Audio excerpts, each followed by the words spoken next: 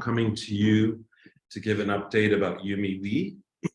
So it's only a few weeks into the new year, and we basically want to start, well, we've already started working in the homes. And so I just want to give you an update on what we're working on. So the way we work the way that we work with regards to the MPO is on Mondays, we always go over all the volunteers that are working with us. And then we essentially focus on the homes that we support. And then we also on Tuesday look at what the financial situation is as far as donations, etc. On Wednesday, we do communications. So we try to reply to things or post things on our social media. And then today's project day, where we go over the projects that we're working on. And then Friday, we go donor by donor that we're working with to see how we can work with them and how we can get their CSR department to work with us. So far this year, even though it's early in the year, we've already started with online lessons. And so one of our ambassadors, Arata, who has, we've been with us since he was about 15. Last year, he was able to finish his schooling and then get a job. And he teaches for us into the homes on his evenings and weekends. We also have some team members that have aged out of the home that work for YouMeWe. So YouMeWe mainly, aside from advisors, is run by people that have aged out of the homes. And in addition to the work that we're doing with training kids in the homes, is we're working with companies that are looking to fill positions that they have, acting as a recruitment agent for the kids, basically. So there's 33,000 kids that live in 600 homes or orphanages in Japan. And we just had a meeting recently where they said on average, Japanese people who go on to university is now at 80%, but it's still about 33% for the kids that come out of orphanages. And so we naturally want to continue to encourage kids to go to school. We want to also become a conduit of helping them find jobs once they get out of school. So this week last week rather, we visited Nagoya, where we have a young scholar who is the oldest of 5 boys, and he basically is in the home for economic reasons. His mom has 5 kids, and it's difficult for her to look after all of them. And so through other donors, we've been able to help him get into school as of April. So when he starts, we've already helped him get into the school, and then we'll continue to help him with his tuition through the scholarship fund that we have.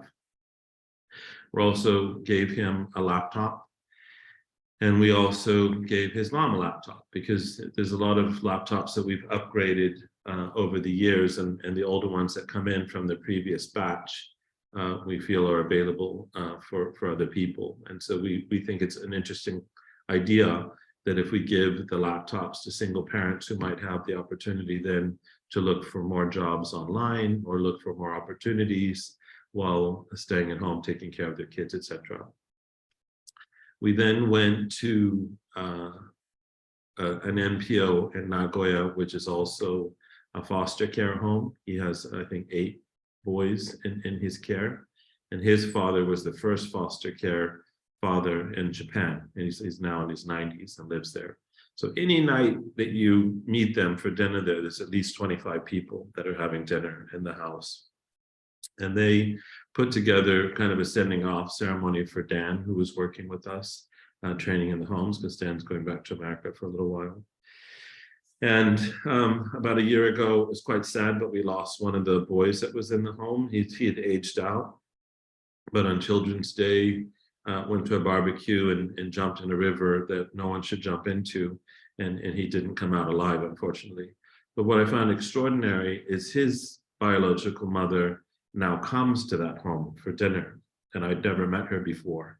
And she happens to be Taiwanese, but she has no one left now because her son had passed away and the father of her son had passed away. And so I find it extraordinary and an interesting thing for her to find solace in meeting and hanging out with the family that took care of her son while he was growing up. We also sent a laptop to another foster care family that was looking to have one because theirs had broke. And we're continuing to teach both in Nagasaki and Nagoya, Tokyo, Funabashi, Christmas Village, and another online course that we have at Taiyogakuen in Tohoku. We feel that instead of going a mile wide and an inch deep, we should maybe go a mile deeper into the homes that we work with. So we want to really make sure we know every single kid that is in the home that we're working with. And one of the things that we kicked off last year, which we'll continue with, is connecting a home with a donor. So, for example, Robert Walters is paired with a home in Funabashi. And so all the people at Robert Walters who are in their CSR department or CSR volunteer group will have an opportunity to work with that home more closely and get to know the kids and the staff in the homes. Colt, which is one of our first donors, is looking to possibly interview some of our candidates for open positions that they have. So that has kicked off. And we're looking for more opportunities like this, where companies are interested in hiring kids, directly out of high school. And we're naturally wanting to be the conduit for kids looking for opportunities. We also have many volunteers and interns that have been joining us from all over the world. So we have teachers that are in America that are teaching into other locations. We have interns that are in New Zealand, another intern in Hong Kong, who's contributing greatly by putting together presentations for us. We also met with the government representatives this morning to see if there's any kind of grants that might be available for the work that we're doing to help kids find employment, not necessarily just employment, but after care, life support, so to speak. And going into next month and the month after, we're also looking at ways that we can have fundraising events and at the same time start the school year over again. So we're going to update all of our profiles with the homes, find out how many kids they have now, see if anything's changed, and then continue with our curriculum. Mondays, we're continuing to go live with St. Francis and Otaku.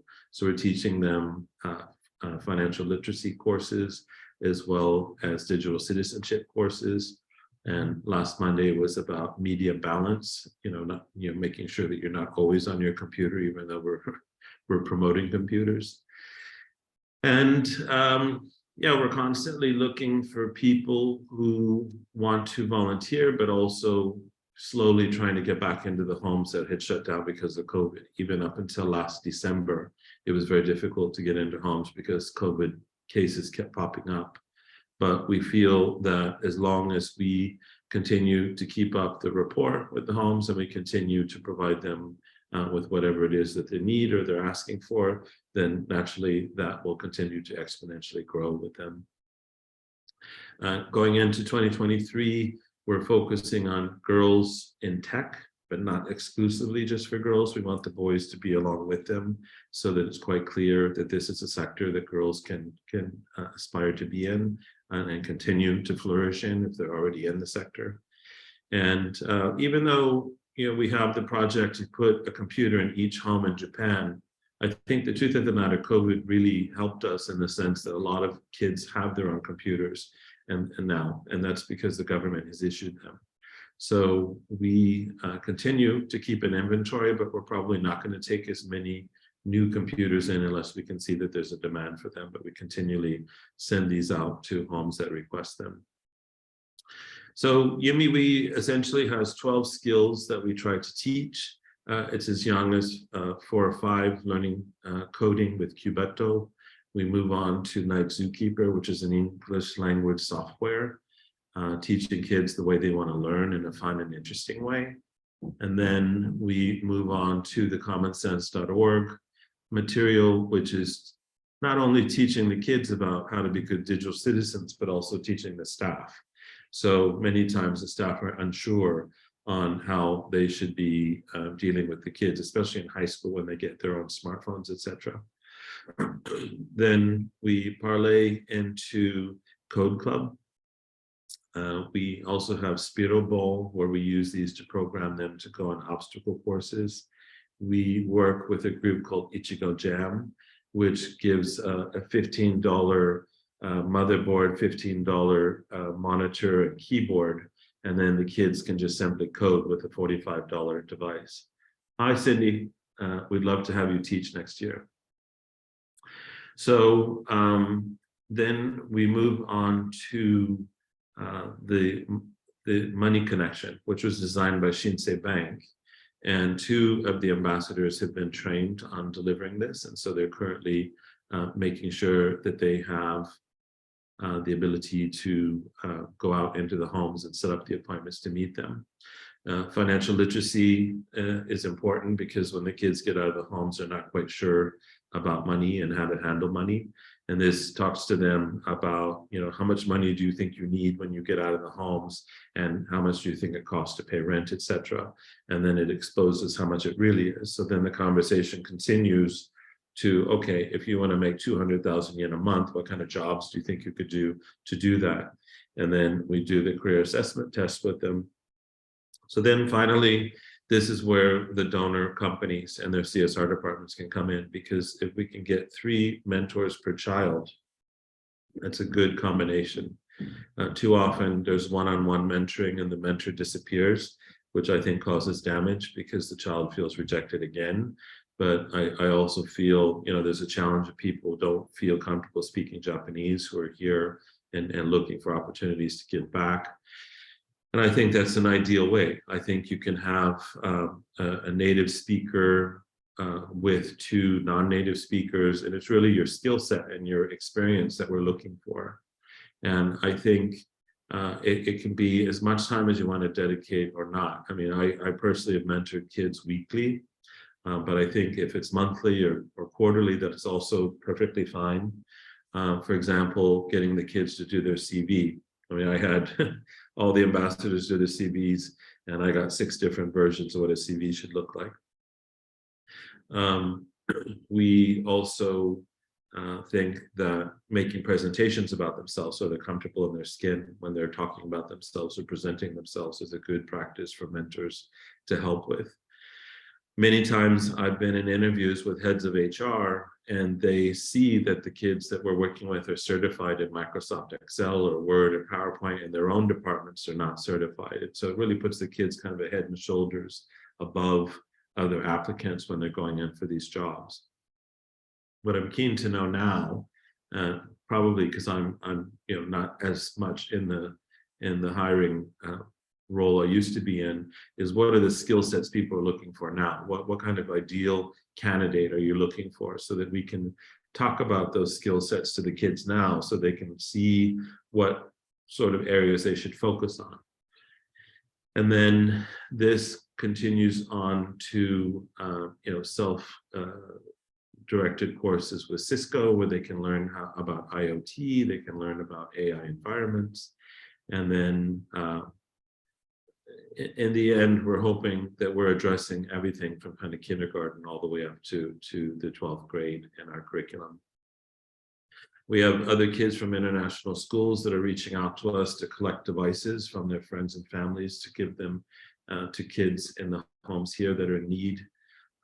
We're working with a group on trying to do a social impact bond for a group down in Nagoya who's the same as the foster care family, who are retraining abusive parents. So we're trying to figure out a way to reunite kids with their parents after they've been retrained on how to be better parents, and kind of break that 30-year abuse cycle, trauma cycle.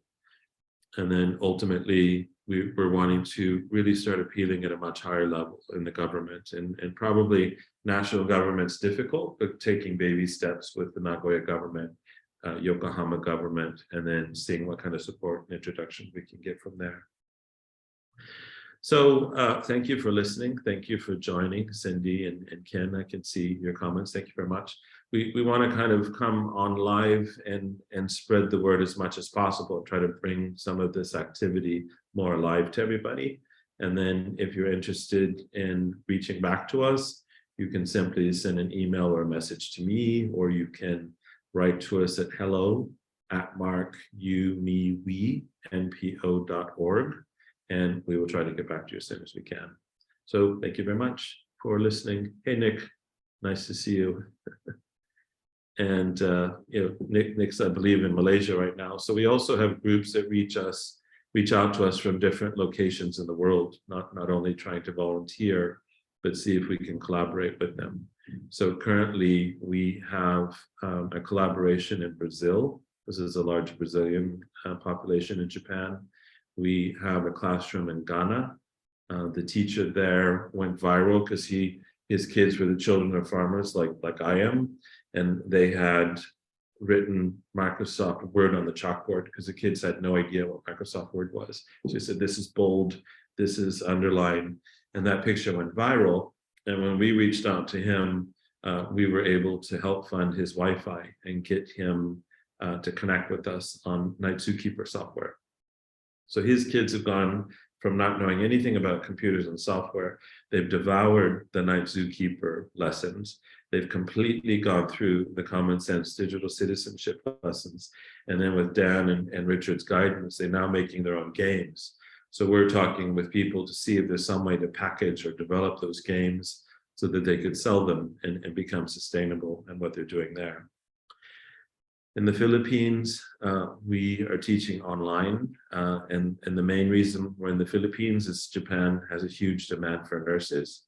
And so we're working with one of our friends and colleagues who's also helping helping Filipino nurses pass the exam to come to Japan to work. So we see it as kind of YouMeWe as a social impact organization and helping with this.